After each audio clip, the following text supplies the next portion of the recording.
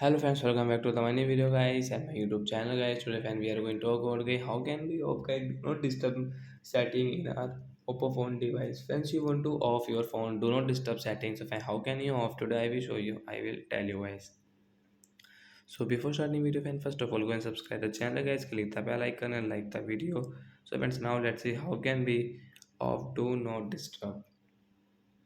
So first of all open your phone setting.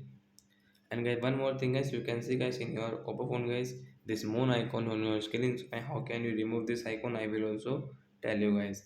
So when first of all open your phone setting guys, and guys scroll it, friends click on sound and vibration setting guys, tap here. Then guys again scroll it, and you can see your do not disturb setting guys, tap on do not disturb. So once you can see your do not disturb setting guys, you want to off, so guys you can off from here. After off guys, you can see that the schedule option. Once you want to schedule your do not disturb setting, so you can schedule also guys. So like that guys, we can off guys do not disturb setting.